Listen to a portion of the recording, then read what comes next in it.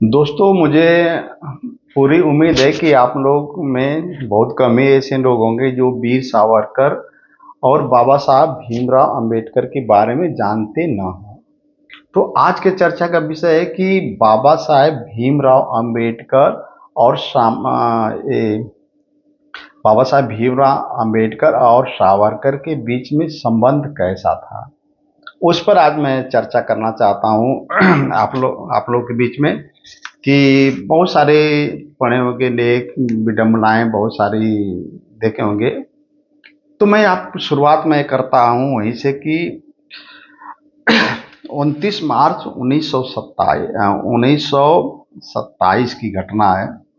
बाबा साहेब भीमराव अंबेडकर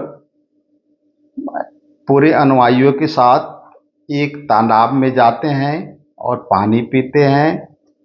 चुंडू से उठाकर पानी पीते हैं और उनके जितने अनुयायी थे वो लोग भी पानी पिए। बाबा साहेब उन लोगों को संबोधित करते हुए कहे थे कि साथियों, ऐसा नहीं है कि हम पानी के प्यासे हैं इसलिए तालाब में आए हैं। इस हम इसलिए नहीं आए हैं कि इस तालाब का पानी मीठा है। मैं इसलिए आया हूँ यहाँ पे पानी पीने के लिए कि मैं प्रतीकात्मक विरोध कर सकूं कि ये गलत है। जिस तालाब में पशु पी सकते हैं उस तालाब का पानी एक दलित समाज नहीं पीने की अनुमति है। मैं इसका विरोध करने के लिए इस तालाब में पानी पिया हूँ। तो दोस्तों, इसके बाद धीरे धीरे बाबा साहब का मुहिम चलता रहा। उन्होंने फिर 21 तारीख के डेट में ये घटना 20 मार्च को थी। 21 मार्च को फिर एक मंदिर में जाकर पूजा करने की योजना बनाई जा रही थी। और तो इसके बाद बहुत सारे दुर्घटनाएं हुई, उस पर चर्चा मैं नहीं करना चाहता हूं। मैं फिर आ जाता हूं वीर सावरकर के ऊपर। सावरकर जब 1934 में जेल से छूट कर आते हैं तो उनके दिमाग में एक था कि हिंदू राष्ट्र बनाया जाएगा। हिंदू राष्ट्र बनाने के लिए हमें जो अछूत हैं उनको जब तक इकट्ठा नहीं करेंगे तब तक ये संभव नहीं है। उन्होंने महार सत्याग्रह का बाबा साहब का जो महार सत्याग्रह था पानी पीने वाला, उसका बिना शर्त समर्थन किया कि बाबा साहब सही कर रहे हैं, ऐसा होना चाहिए हिंदू समाज में। अगर हिंदू समाज को, अगर हमको आगे बढ़ते देखना है, हिंदू समाज को दूसरे में कन्वर्ट न होने से रोकना है, तो हमें बाबा साहब की मुहिम का समर्थन करना पड़ेगा और हिंदू समाज को भी करना पड़ेगा। इसी बीच में फिर एक और घटना घटती है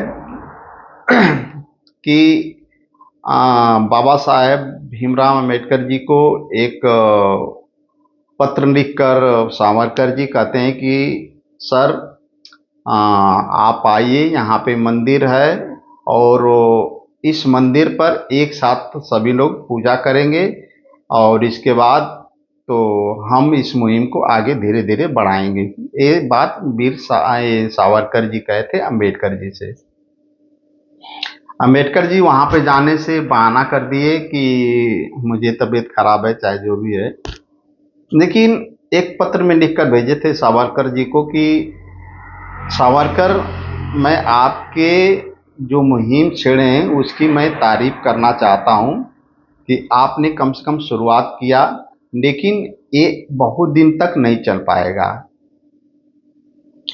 तो इसके बाद फिर आश्वासन बाबा साहेब को देते हैं सावरकर की सर, मैं इसको अनवरत चालू रखने का काम करूंगा। आने वाले 10 वर्षों में मैं इस प्रथा को बिल्कुल जड़ से समाप्त कर दूंगा। इसी बीच एक घटना घटती है कि एक बहुत बड़ी जनसभा रखी जाती है और उन जनसभा में ये होता है कि बाबा साहब भीमराव अंबेडकर जी को आमंत्रित किया जाएगा। वो आएंगे और सभा को संबोधित संबोधित करेंगे। सवर्ण और बैकवर्ड और एस टी के सारे लोग वहाँ पे रहेंगे। तो बाबा साहब इसके लिए एग्री भी हो गए कि नहीं, चलिए मैं आऊँगा और उस सभा को संबोधित करूँगा। लेकिन बीच में थोड़ी सी तकनीकी आ गई कि उनको किसी काम से बॉम्बे जाना पड़ा और बाबा साहेब उस अ, जो सम्मेलन था शामिल नहीं हो पाए इसी कारण से। तो सावरकर जी कहे कि आज हमारे लिए बहुत दुर्भाग्य की बात है कि बाबा साहेब हम लोग के बीच में नहीं आ पाए, नहीं तो कुछ राजनीति का नज़ारा ही कुछ अलग ही रहता। तो सबसे सबसे बड़ी चीज़ है कि बाबा साहेब सामाजिक सुधारों पे काम कर रहे थे। अम्बेडकर और सावरकर जी भी सामाजिक सुधार पे काम कर रहे थे। सावरकर अम्बेडकर साहब बहुत तारीफ किया करते थे सावरकर का।